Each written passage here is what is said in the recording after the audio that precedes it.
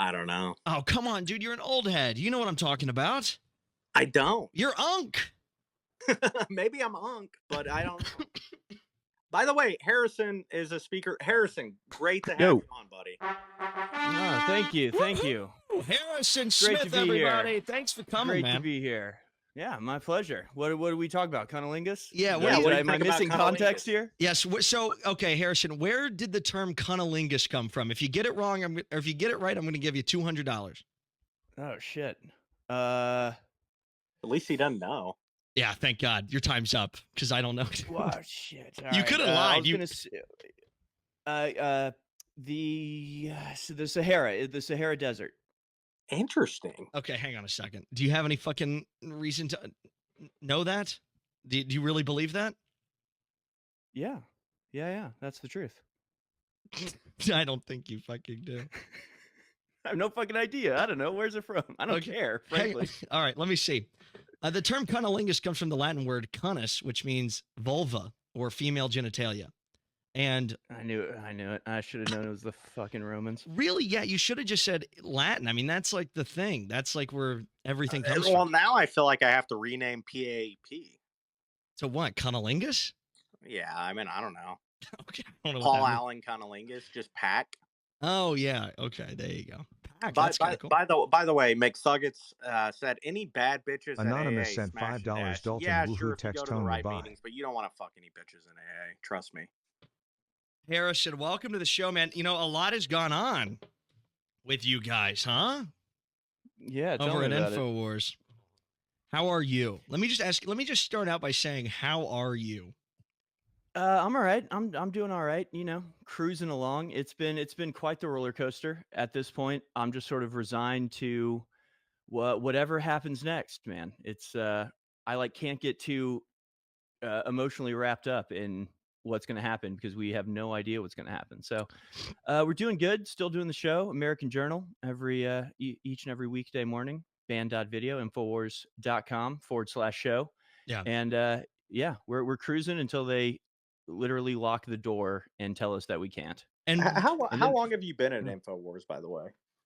A little over 7 years. So I started right after Trump was inaugurated. now, okay, that's crazy, first of all, because I know. how do you swing that gig? I mean, that was at the height of all these influencers coming up, riding on the Trump wave.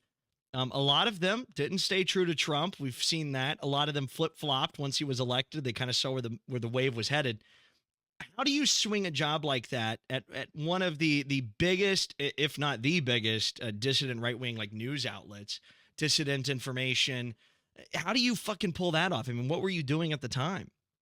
Grow Hyper Winner sent Well, $5, I'd just Harrison. done freelance Do you, Alex, videography for and Owen 10 have hot years. threesomes So I off just air? I happen to live in I Austin. bet Alex is the dominant And daddy of the the truth is, I GRP. happen to have Harrison a is the friend breedable, that worked submissive at one, the and building Owen is in next between. door to Infowars, Also, and so I Harrison, who is generally better knew tasting, where it from Owen or was. Alex? And so one day I was on Craigslist looking for jobs and saw a listing for a nationally syndicated radio show, and it was generally the area that I thought InfoWars was in, and so I realized who it was and applied and got hired as a videographer, editor, cameraman, which is what I did for a couple years. InfoWars had a Craigslist ad for a nationally syndicated radio host. No, not a host. No, I got hired as a behind the scenes Okay, guy. behind the scenes guy. It was like a production. Yeah, it was a production listing. The ground floor. Holy shit, that's fucking insane. Yeah, it's pretty wild. I gotta fucking start looking at Craigslist ads. I know, right? I'd never really had a job before then. I'd always just done gigs, and it was sort of the first job I ever applied for. Have you ever gotten Have you ever gotten a prostitute from Craigslist? No, I never have. Me neither. Yeah, no, it doesn't sound like it. What were you saying? Sorry for the interruption. I don't remember. I'm thinking about other stuff now. You're thinking about pussy. All right, go ahead. Paul, go ahead. I was gonna. How are you a native to the Austin, Texas area? I'm from Houston. Okay, gotcha. So you got this job at InfoWars. You're on the ground level, and the Trump stuff picks up, and the energy is right. And then how do you go from, because I kind of have a similar, on a much smaller scale, right? I started doing radio when I was 16, and I started at an internship, literally filing paperwork from 1998, and then like till 2016, right? So it was like totally Yeah. back end bullshit, but I was just there to learn. How did you go from a production guy working behind the scenes to an on-air personality? Because that's a big leap, and they have to put a lot of trust in you. They must have loved you.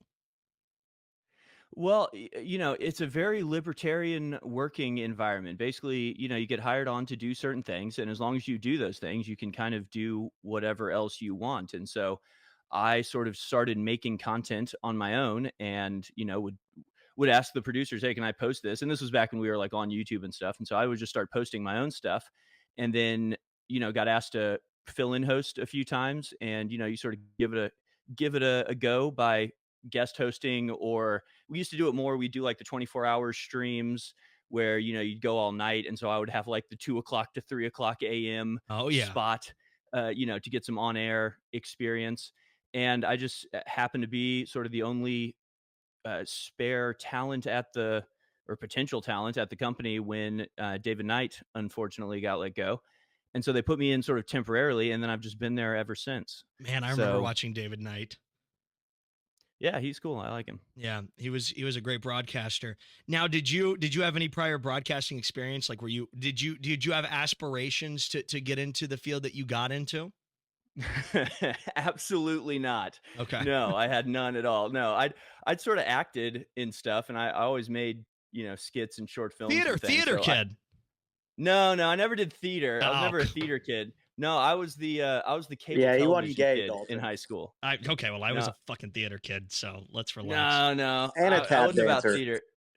No, at my high school, the cable television sort of like morning announcements that we did was like it was like a high school hack. I just like got into that class, and it basically gave you, if you knew what you were doing, you could basically use participation in the cable television channel as an excuse to do kind of whatever the fuck you wanted. Sure. So it was awesome. That's fucking insane. So you just kind of got this. I mean, I don't want to say out of luck. I mean, it was clearly a blessing. Things kind of lined up for you in almost a perfect fashion. And It was divinely God's inspired. will. That's what you mean. Yes, Yeah, it's yeah. God's will. It was an unstoppable force of nature. Yeah. So how long have you been broadcasting on InfoWars? Like what, 6 years? I've been doing my show since 2021. Oh wow. Yeah, Okay. the very beginning of 2021. So about So this will 3 be years. so I'm then. 3.5 years in. Yeah. Wow, man. And okay, that's fucking incredible. And then I mean, okay, so you've been fucking there. I mean, essentially as things started to really get hot around InfoWars. Yeah, I sort of missed out on the peak. I missed out on 2016. I was at home watching the shenanigans of the 2016 election, and just enjoying that as a spectator. And then as soon as Trump actually got in, it was like, all right, fuck, now it's time to get active here. Now Yeah. it's time to actually, double down on this. Do you So- have so do you currently live in Austin? Whoa, Yes. hey Paul, what the fuck, man? What do you want to fucking his address?